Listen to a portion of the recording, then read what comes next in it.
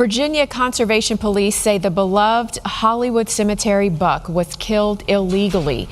The Department of Wildlife Resources says charges are pending against suspects in the case.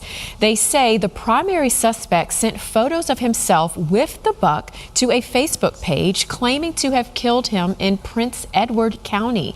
Members of the community alerted law enforcement after recognizing the buck as one that frequents Richmond's Hollywood Cemetery by its large, unusual antlers. The Department of Wildlife Resources continues to investigate the case along with Richmond and Chesterfield Police, Hollywood Cemetery, and the James River Park System.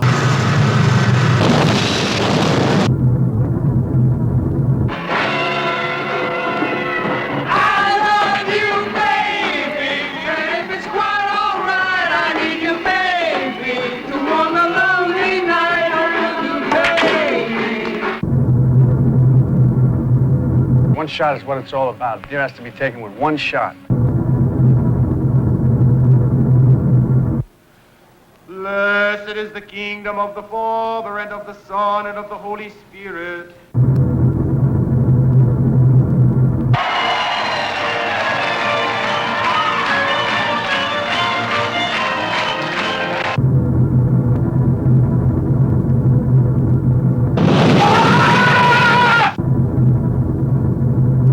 What's with the creepy deer in Leave the World Behind? Netflix's latest hit movie Leave the World Behind is defined by a disconcerting deluge of unsettling imagery, but nothing is quite as creepy as the deer that seem to stalk the main characters. Netflix's version makes some big changes to the book that Leave the World Behind is based on, but many of the most notable elements from the novel carry over to the film adaptation. The disturbing behavior of the deer is one such element that translates directly from page to screen. Throughout the course of the movie's terrifying events, the deer that approach the Scots property and the surrounding area change in both numbers and attitude. Starting with a doe and fawn innocently walking in the garden, the deer grow more numerous with each encounter the various characters have with them and begin behaving more suspiciously. This culminates with an intense standoff between a massive herd of bucks and Ruth Scott and Amanda Sanford, which acts as the climax of the movie's bubbling tension.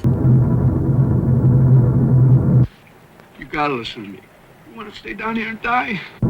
Here we are, we're looking at the first 9/11 event, when 9/11 happened itself, and we see Bush in the classroom and him with the teacher, and we've of course seen the same sort of imagery in I, Pet Goat 2, where the pet goat, like Bush was reading the pet goat to the children. Here we have the second one, and associated with it is a second 9/11 attack, a 9/11 style attack, false flag attack, only this time much larger, with much more devastating effects to the United States. You gotta listen to me. You wanna stay down here and die? And what we're seeing over and over again is a repeated theme.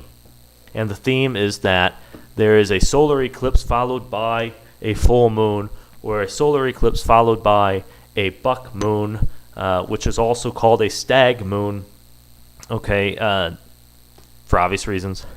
And so we have this theme that the solar eclipse followed by the buck moon is very closely associated with a very devastating change or turn in world affairs, an attack, a catastrophe, followed by major events, something like this.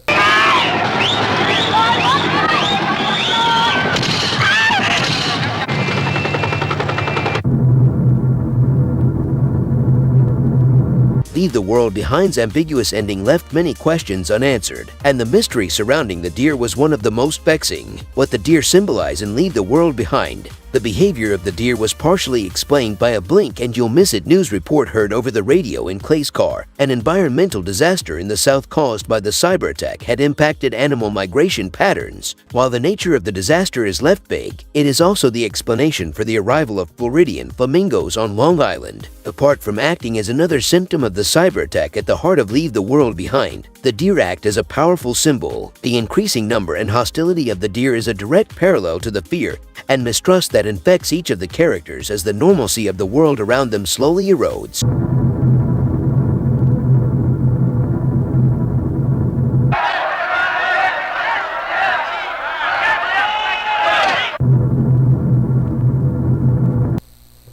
and we've seen this in iPet Goat 2, of course.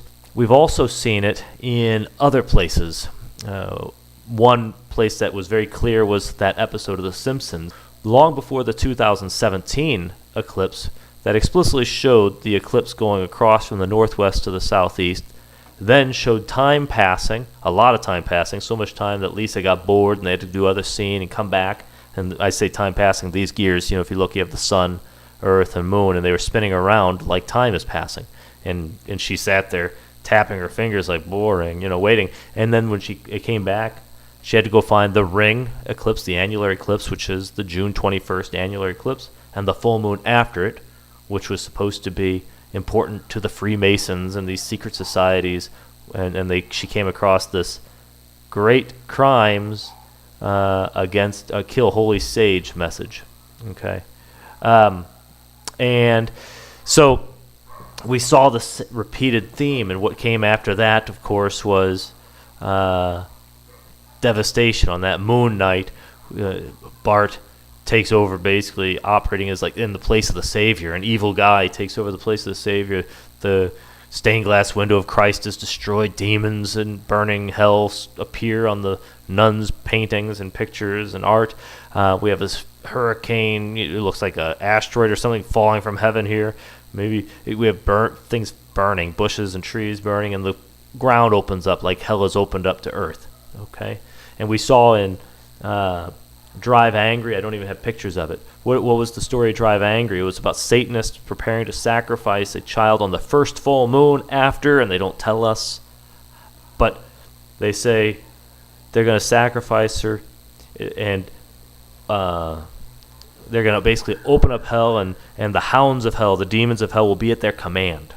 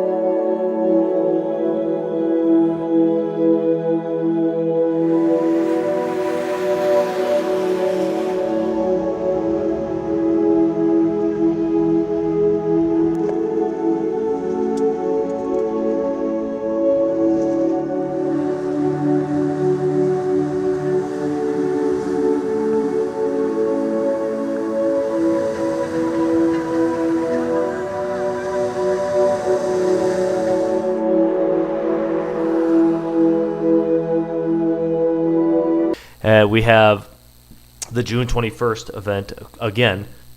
Father's Day, signs in the heavens, and everybody's wounded. First, we take Manhattan. That's the first 9/11, and then we take Berlin, hinting at a second 9/11. Again, an association of the previous one, which in this case he wrote this before either happened. But in this case, we have the previous one followed by another one. The IPECO 2, the previous one followed by another 9/11, and another film that I'm going to show you right now that is really interesting and having the same link and having associations with 9/11 explicitly, and other predictive programming in this case, is really fascinating. I'm going to show you a quick clip, and I'll explain it in a second. But take a look at this, and you tell me what you see, and I'll explain it. You don't need to say anything to me because I can't hear you, but you get the point. Here, this boy is in his bed. This is the movie Knowing. He's in his bed, and he's going to be awakened by what they call a whisperer. And it's scary because this whisperer sneaks into his house while he's sleeping and shows him basically a vision. Now watch. Okay, so he's waking up, detects this. Here's a person walking into his room. That's the whisperer. This should be fair use, by the way, because I'm only explaining it. But let's see. Okay, so he gets up and he looks at this guy. And he's going to be scared, obviously, because he doesn't really know him.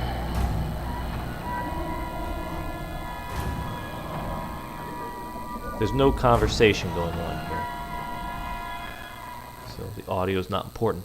He is going to point this whisper to the window. And you're going to have this vision. Now, the window the environment, and the vision itself are all relevant here. So keep an eye on it.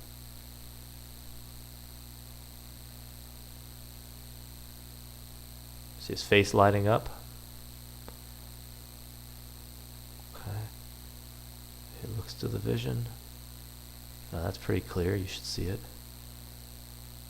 We got the annular eclipse right there. Okay. He's going to walk over, and let's see what comes with the annular eclipse, or outside. I guess after or on. It's after. Watch carefully. The world is burning entirely. City leaders and organizations are really wanting everyone to get on board with this rare event, as the area is being highlighted on an international level. Inside the Brazos Ballroom at the Waco Convention Center, plans for a once-in-a-lifetime opportunity unfolds. Between the snacks and the puns. It sheds light on our area.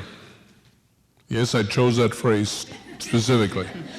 There's an effort to get Waco on board for totality. So the reason why we call this one of the most viscerally important 4 minutes of your life is that it's going to be just amazing. We guarantee it will change your life. Embattled Donald Trump is coming under fire for the location and timing of Saturday's campaign rally. It's in Waco, Texas, on the 30th anniversary of the deadly Branch Davidian siege. Very ugly situation, almost a warlike zone going on there. The standoff, which lasted for 2 months back in 1993 between the followers of cult leader David Koresh and the FBI, left 86 dead.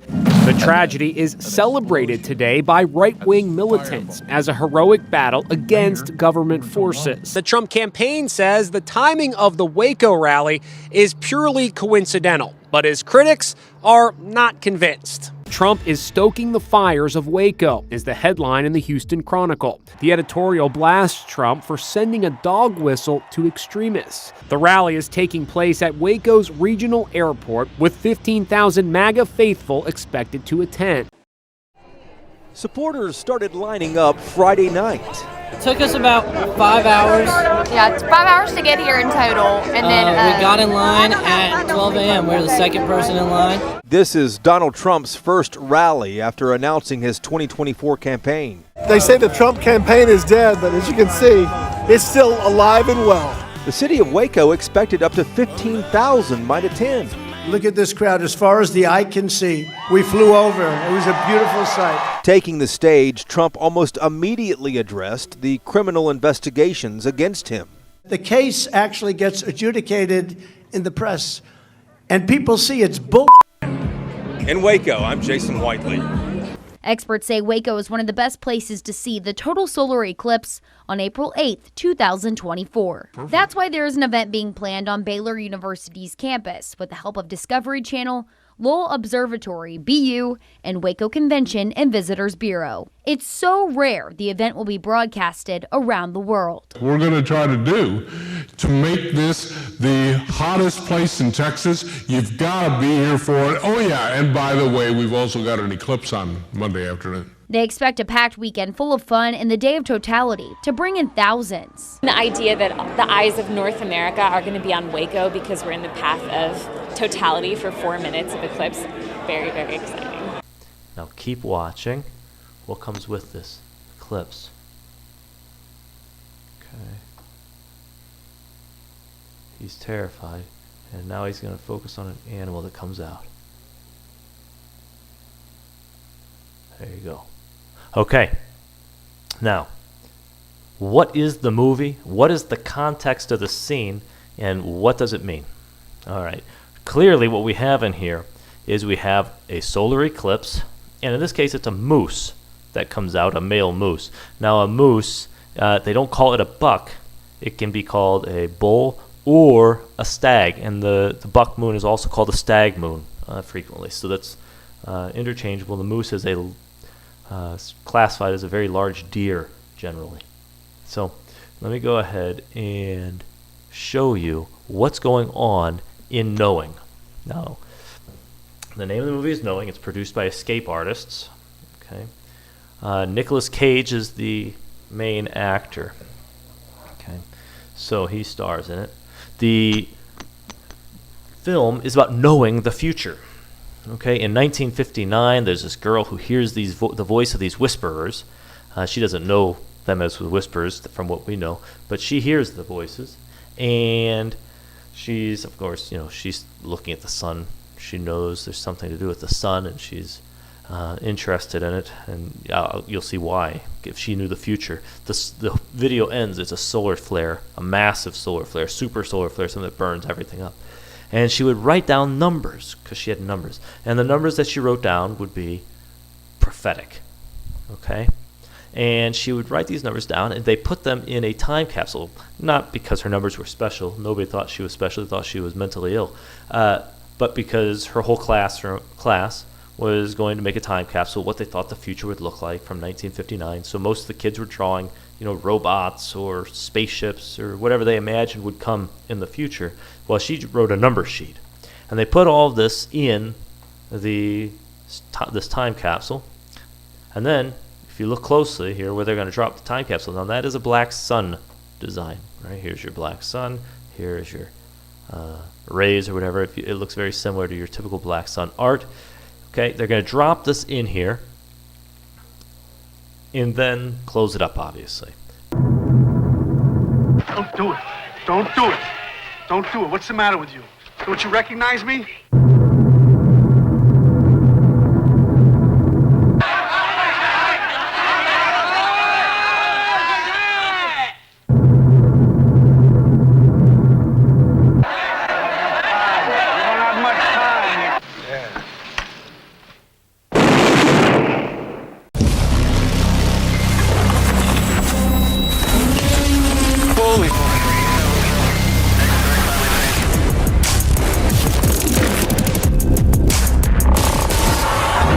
Joe, come look at this.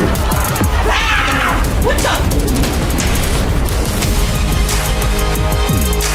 You felt it your entire life, that there's something wrong with the world. You don't know what it is, but it's there, like a splinter in your mind, driving you mad. Do you know what I'm talking about? The Matrix. The Matrix is everywhere. It is all around us. Even now, in this very room. You can see it when you look out your window, or when you turn on your television. You can feel it when you go to work, when you go to church, when you pay your taxes. It is the world that has been pulled over your eyes to blind you from the truth. What truth? That you are a slave, Neo.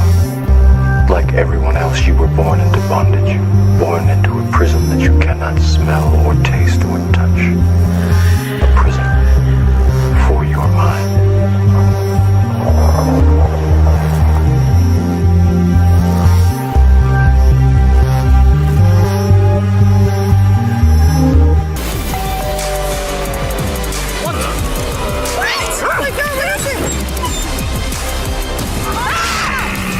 So scary.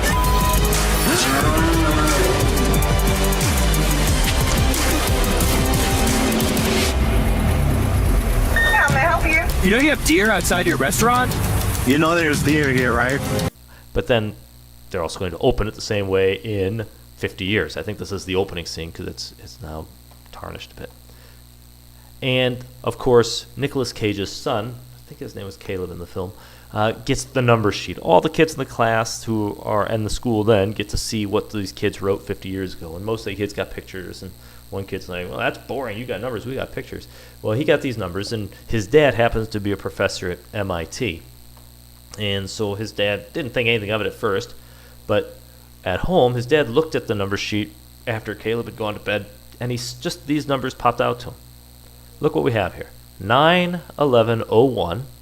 And then 2996, and he was like 9/11/01, and he's finally figured out that this is the 9/11 terrorist attack. And he went online and he looked, and it's 9/11, a day we'll never forget, in memory of the 2,996 lives. And he's like, wait a minute, we have dates and total fatalities on here. And so he started to look at the sheet more carefully to see, is that just one thing, or did it have others like it? And it turned out that he was finding them repeatedly, all throughout the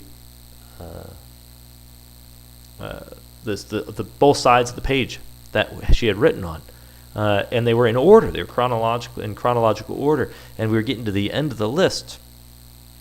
Now, there's a scene in here that has predictive programming, if you want to call it that, where this was back in 2009 when this was released. This is before the BP oil spill. This is before I think it was 2009 or 10, but it was before both the BP oil spill and the Fukushima earthquake. And at the time, people were looking at this as probably predictive prophecy in some, not prophecy, predictive programming in some sense. And so when he was watching TV, the clock, he looked at the clock. They showed him look at the clock like this. They focus on the clock. Then he looks back. Then he looks again, and the clock turns to midnight, and he had Japan. Now that wasn't on there before the Japan. Then the Japan showed up, and this is it was zoomed in pretty good on the clock, and immediately he looked down to the number sheet and saw the number 81, which is, I guess, the country code of Japan. And people were back at the time, people who were following these conspiracies and looking into it, like, it's talking about Japan. There's something going to happen in Japan, doom or something. And then, we have this scene where he looks at the news, and there's this Gulf of Mexico oil spill when a oil rig caught fire off the coast. And they showed the whole. They didn't just give you a glimpse of this. They showed the whole segment about it. It just kept going and going. It didn't fit because it doesn't fit in the film. There's no oil spills in this film. It wasn't relevant. Just a disaster, and the film was about disasters.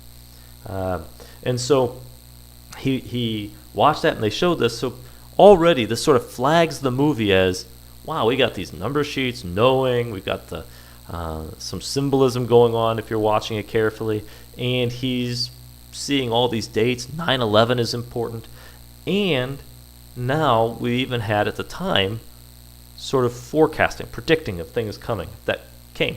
As the strange occurrences mount, the characters become more suspicious of each other, with Ruth specifically calling out her issues with the Sanfords. The closer the characters get to a true breaking point, the more deer there are in the woods, and the less innocent they appear. That comes to a head with the final standoff between Ruth, Amanda, and the massive herd of bucks, which coincides with the gunpoint confrontation between Danny, GH, and Clay. Why Amanda and Ruth's interaction with the deer was so significant. Director Sam Esmail told Netflix's Tudum that part of the reason that the deer played such a significant role was the nature of the animals themselves. Deer are peaceful creatures to turn that sweet image into now this sort of ominous, menacing, almost warning, I thought was really interesting. There is a recognized normalcy to deer behavior in that they are calm, quiet, and typically skittish around humans. That peacefulness is exactly what makes their aggressive showdown with Amanda and Ruth in Leave the World Behind so jarring. A group of bucks not only show no fear, they even appear to be somewhat organized, and certainly seem intent on harming Amanda and Ruth. They got it.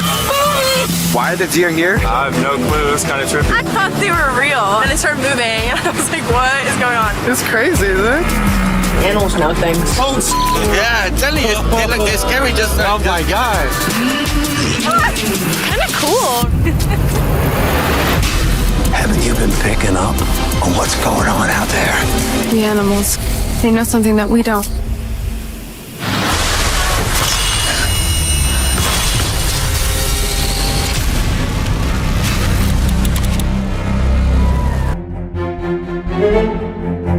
You find yourself in Richmond, Virginia. Beware the Hollywood Cemetery. Named after the holly trees that surround the area, it is the second most visited cemetery in the country. It's also the final resting place for United States Presidents James Monroe and John Tyler, along with the Confederate State President Jefferson Davis, thousands of Confederate soldiers, and numerous notable individuals, including William Worth Poole, the Richmond Vampire. The legend of the Richmond Vampire began on October 2nd, 1925, when the C&O locomotive engine 231 was awaiting construction workers to load their debris onto the train's flatbed cars while in the Church Hill Tunnel. The tunnel was built in 1875 and had fallen into disrepair and was being renovated when the roof of the tunnel collapsed onto engine 231 and its crew. Workers at the entrance of the tunnel managed to escape and reported seeing a man-like form emerge from the tunnel, covered in blood, with visibly jagged teeth and hanging flesh from its body. The figure then quickly raced towards the James River. When people pursued, it escaped to Hollywood Cemetery and disappeared into the mausoleum of William Worth Poole. William Poole was an 80-year-old bookkeeper who passed away in 1922. However, his mausoleum mysteriously only lists the year 1913 on it, along with W. W. Poole. The W's appear almost like fangs inscribed on the mausoleum. The architecture of this strange tomb is both Masonic and ancient Egyptian design. Well, the hidden agenda becomes ever more obvious in the mainstream media. I only hope that people out there will start to wake up to exactly what's going on and how it reflects the absolute truth that is the Bible and prophecy. But this commercial I'm going to show you, for example, here for Jägermeister.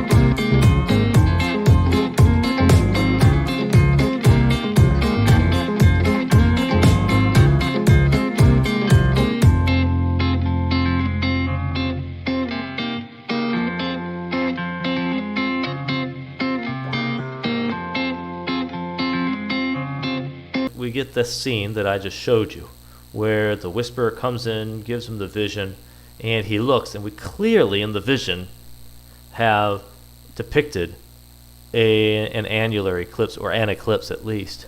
Okay, it's actually a pretty cool way to depict it, but it looks that way. But if you look, I mean, I don't know if it would actually look that way. If you had a big fire outside, you wouldn't have the darkened center. That was done by the producers of the film, certainly. Okay, and then I mean, the whole thing is CGI or whatever it is. It's just computer graphics. Okay, they didn't have a real fire outside. So he's going to go over to this, and we see, of course, the stag come out. Okay, and the stag is burning. Again, it's not the eclipse that is the catastrophe. It doesn't look like the eclipse is what paves the way for this. What's really burning is that buck moon.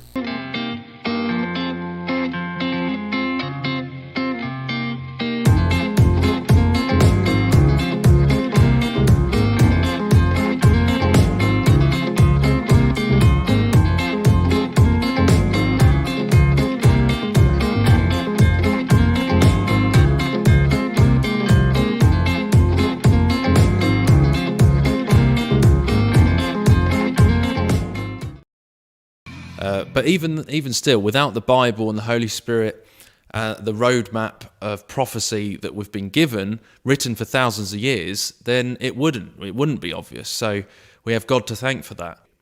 This is about the mark of the beast, and let's go through this commercial together. So it's going into a worldly club. This all stems from him being part of the world, part of worldliness at this party.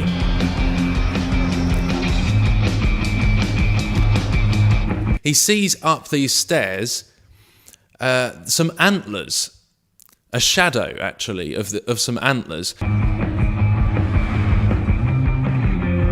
So it's kind of there, but it's not really there, because when someone walks past, it's gone again. So you see the hint that's being made that this is actually potentially part of the spirit realm. This is a shadow, a temporary shadow, that he gets tempted by, allured by.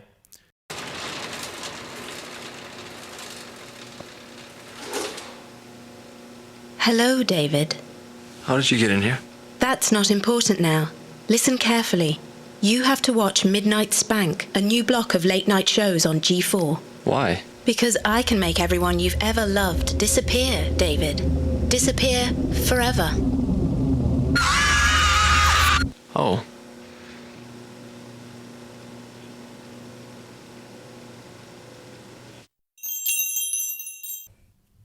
Now, as you can see, this creature is a stag that's being shown. He's going to walk up the stairs towards it. Now, the stag god ties to Nimrod and the hunter, the horned god, which is equivalent to Baphomet, the ox, Cernunnos, Saturnus, the beast, the bull, Baal. All of those things together are types and shadows of the same thing. But ultimately, this is representing Nimrod.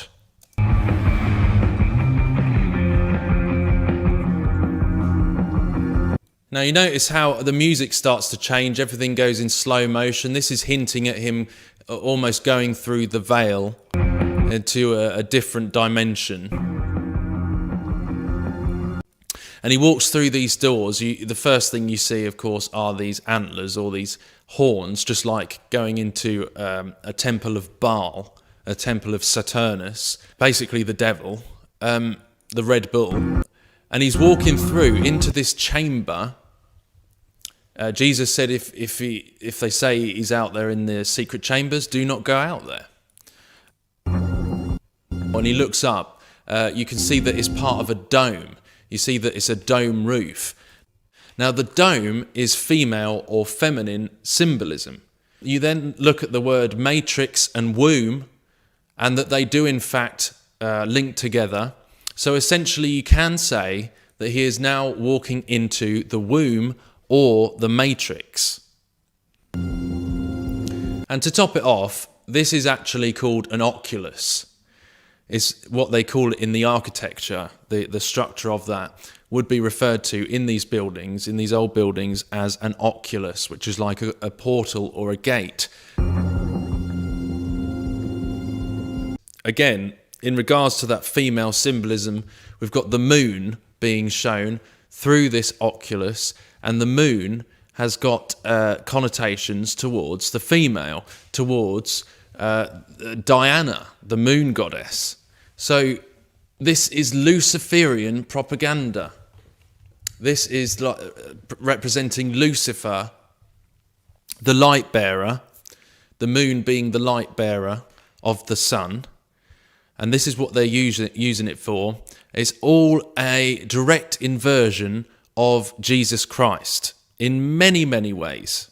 So this is a promotion of the mother goddess, which we flick to here, which is the Greek Artemis equivalent of the Roman Diana, moon goddess, and of course the hunter, huntress, which she's often depicted with a bow and arrow.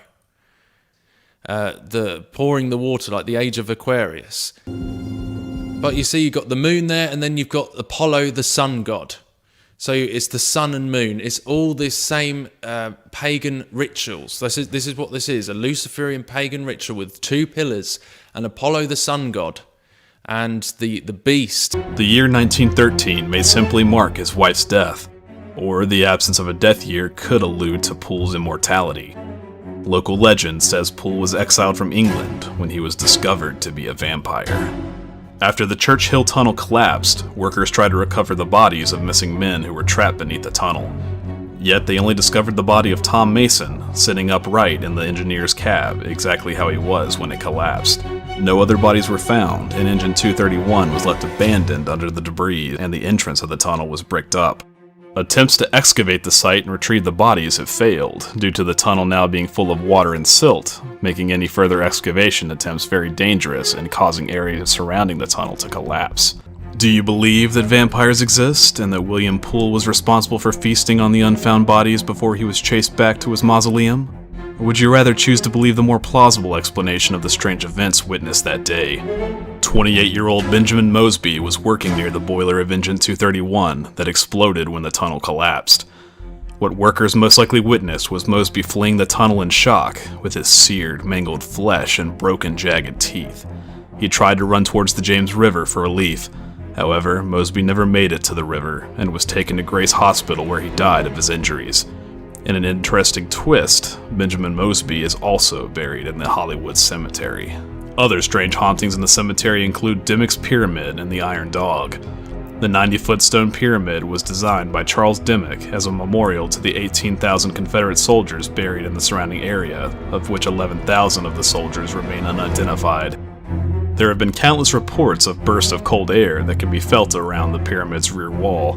Disembodied voices and moans can be heard near the pyramid around dawn and dusk, believed to be caused by the restless spirits of the unidentified soldiers crying out into the unknown. Temple of Saturn. And you see that here, this horned god, Baal, or Baphomet, or essentially what it all comes down to is a reference to Nimrod. And this horned god is actually another way of showing the uterus. So you see how that this, again, is a reference to the matrix or the womb. And this chair right here, sitting there ready for this guy who's been tempted in, like the Bible says, this temptation that comes upon the whole world. It's not forced, it's a temptation to take the mark of the beast.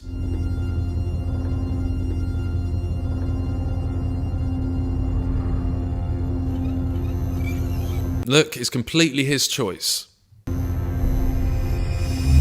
And that, I mean, so that is what this is. This is the devil. This is the mark of the beast. It's the red devil. It's the red bull. Right behind him. Will you buy the lie? Will you buy the lie of self-ascension? Will you buy the lie of completely and utterly rejecting Christ with no return? I mean, this is what, and you see through this is another way of showing self-ascension. They're taking this mark, this electronic mark. Look at that, flashes of the Mother Goddess and Lucifer.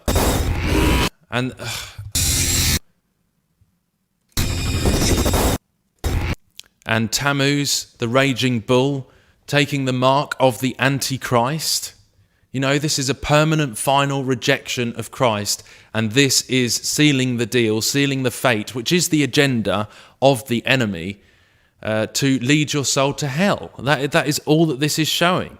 You're taking the mark of the raging bull, of the opposite and inversion of Christ, the mark of evil being sealed by hell.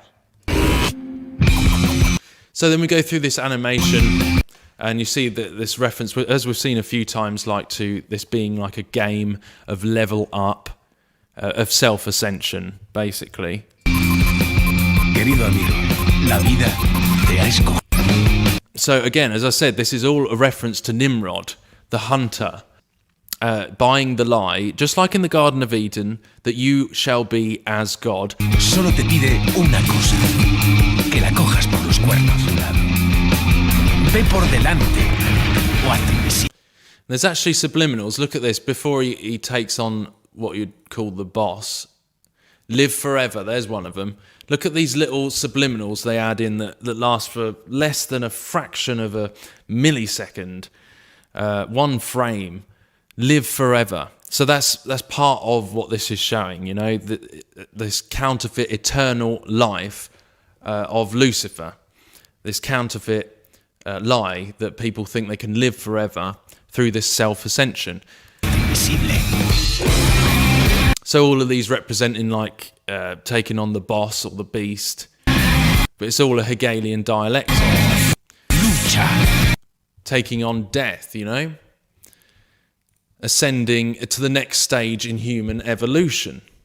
But all of this follows the principles in a counterfeit way of when lambs become lions, when deers become stags, when mice become men. This is following a counterfeit version of that. When we know that the only way to truly overcome the power of death and sin And the devil is to humble yourself like a child and ask the Messiah to forgive you, and so that you might find your identity in him through humility.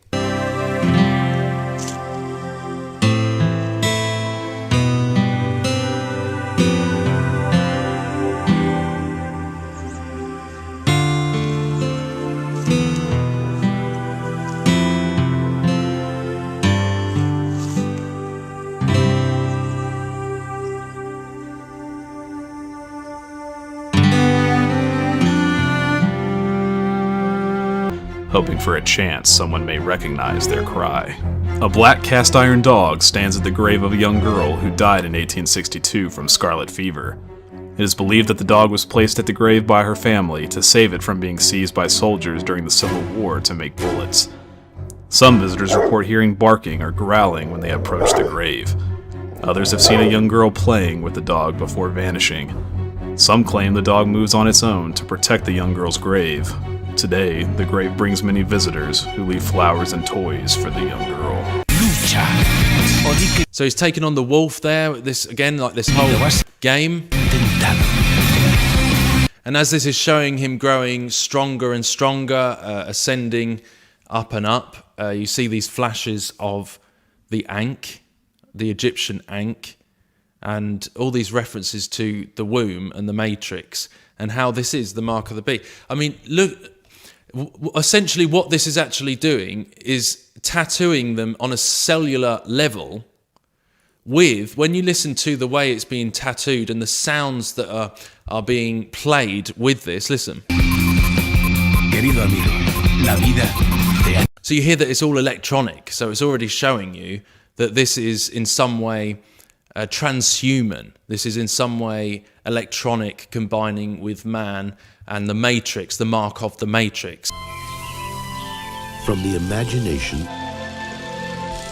comes the story of a man. Joe, come on, boy, let's go. Grass is waiting for you. With the mind of a child. Yeah, Cybo Man. He came to see me. Cybo Man. Comics, right? Yeah, Cybo Man. And a doctor. Virtual reality holds a key to the evolution of the human mind. With a vision of the future. I have a game in my house that you might like to play. Would you like that? Yeah. Okay. That was really bad. I have different games. I even have one that could help make you smarter. Now, Job Smith is about to enter the world of virtual reality. It's gonna hit me! No, Joe, just relax. It's gonna be like being up there with the stars, Job. They're going to another planet. His mind is like a clean, hungry sponge.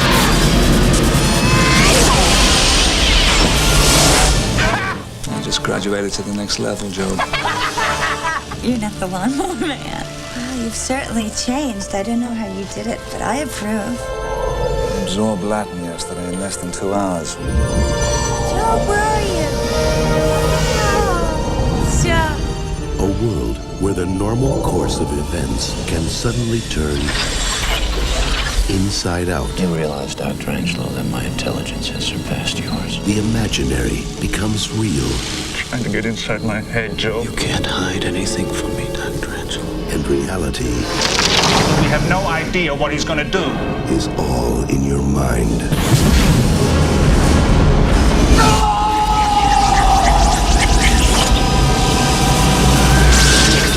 The Lawnmower Man.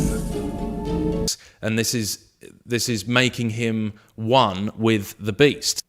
Cogido. Y a cambio, solo te pide una cosa. Que la cojas por los cuernos. Corre, o deja que todo pase por tu lado. Ve por delante, o hazte invisible. So facing the giant in a counterfeit way. Lucha, o di que ni lo has intentado.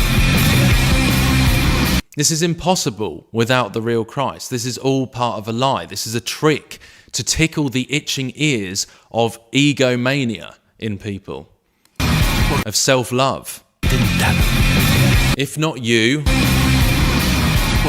then who? You see how this is all tying into everything we're seeing in society, perilous times. Everything you see now is about self-love and self-elevation. Cuando seas fiel a lo que está escrito en tu piel. So own it. Here we go. You know, now he's gaining strength. It's like, as I said, that counterfeit of lambs become lions, of deer become stags. Own it. You can do it yourself. Entenderás You can build your Tower of Babel. por qué la vida te ha elegido. Hunt or be hunted.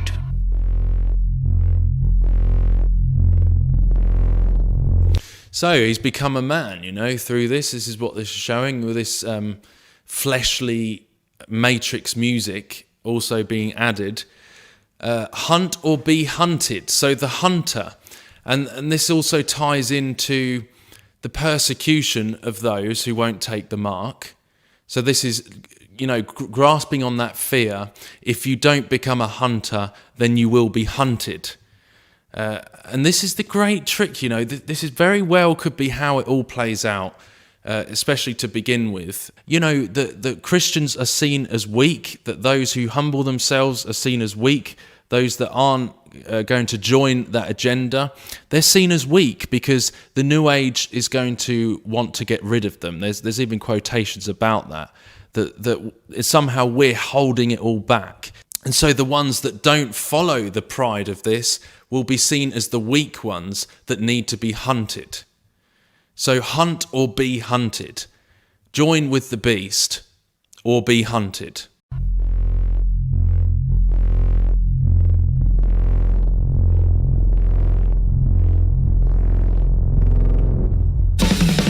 So now he's fully self-ascended, and he, in their eyes, and he's now marked by this beast. Wow. And now apparently that makes him a man, because he's merged with the beast. He's marked. He's become one of it. He's become one in the body of the beast. But I tell you what, the real strength doesn't come from conforming to that. The real strength comes from resisting that. This is not strength at all. This actually represents, in terms of God's kingdom, judgment and destruction, and conforming with that which is unclean and taking a no return ticket to hell.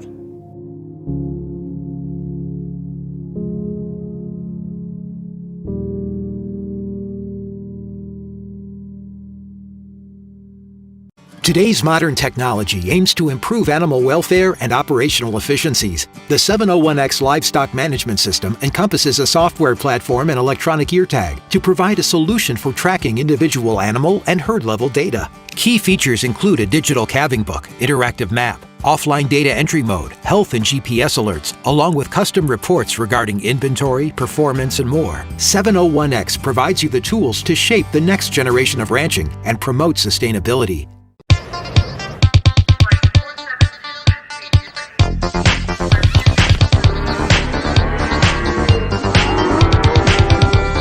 How does it feel to treat me like you do? This flight is overbooked.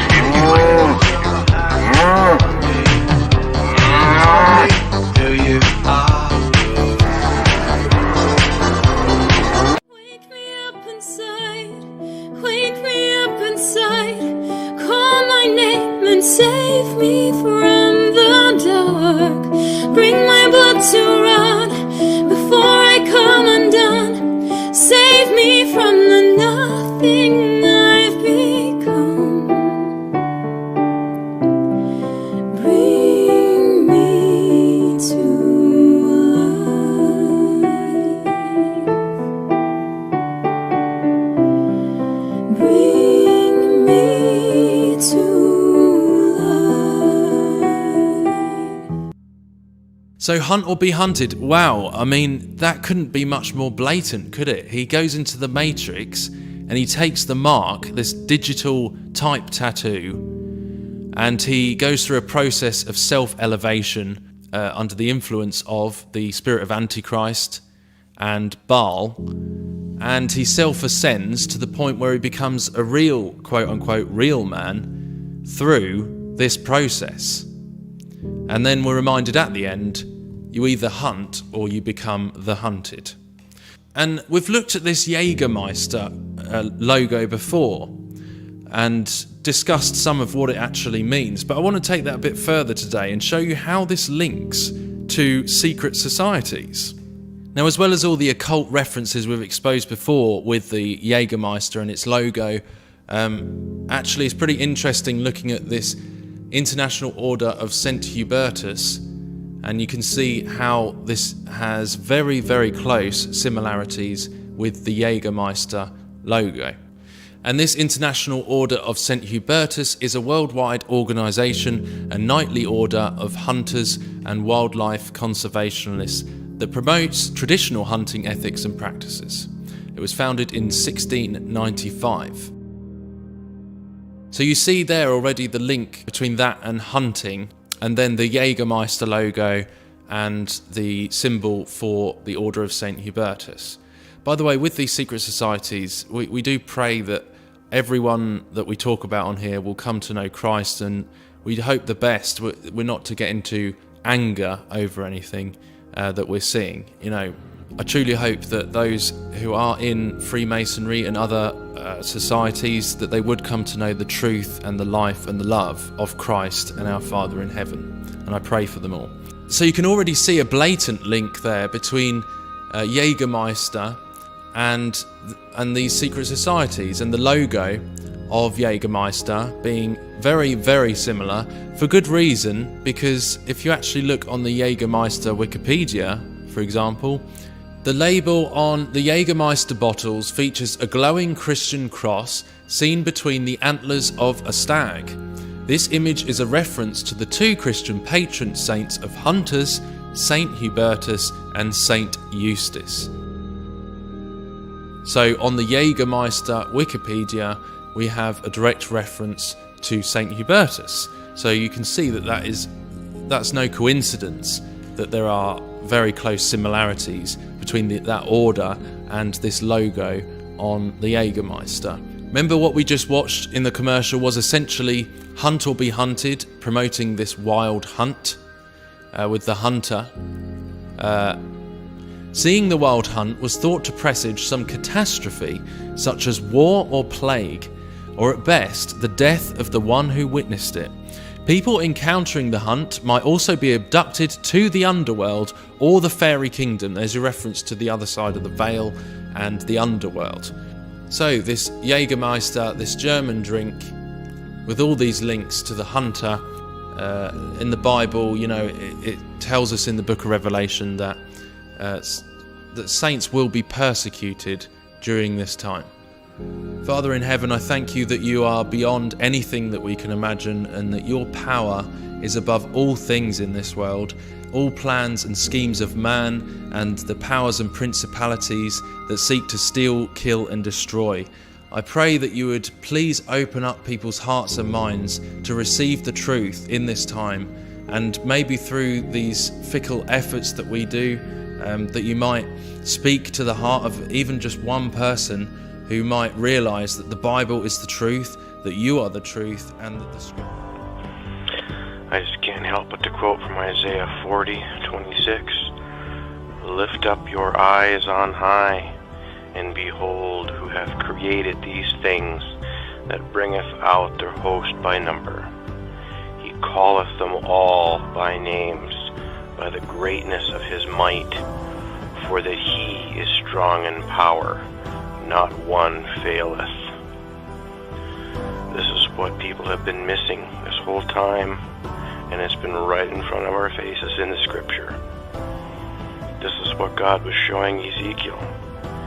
The wheels within the wheels are the belts that surround Earth. NASA calls them the Van Allen belts.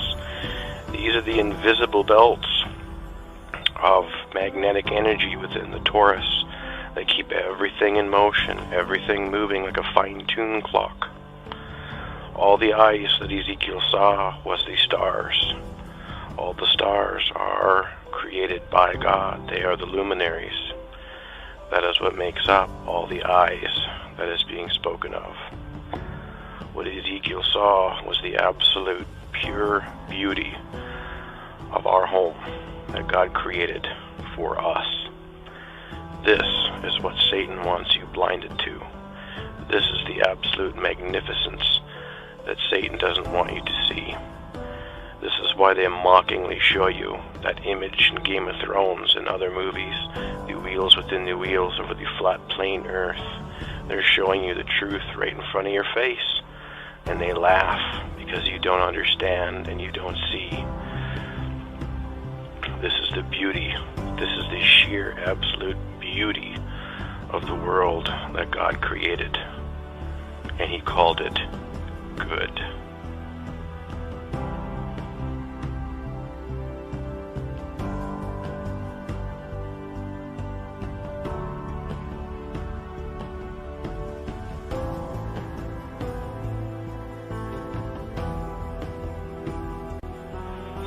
Now that you have eyes to see and ears to hear, now let me tell you this. These wheels that we see, these bands that move like a clock, this is how the sun and the moon do what they do.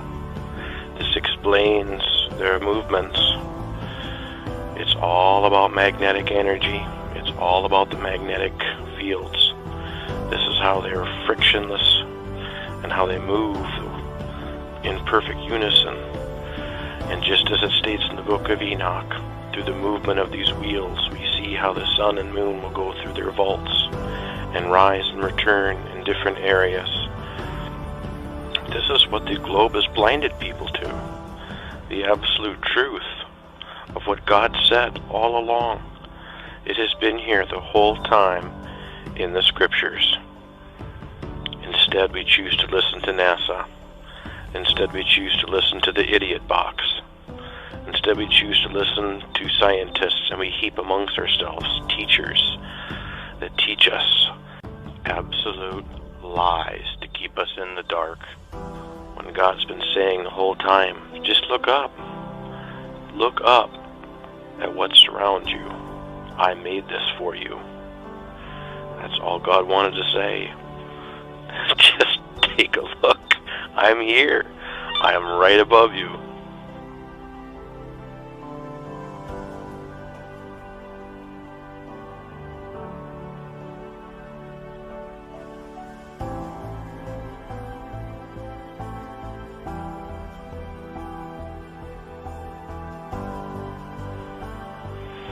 You can take comfort knowing that when you step outside and gaze up into that starry wonder of God's creation, just know that our Father in heaven is sitting up there right now, staring down at all of us, watching our every move.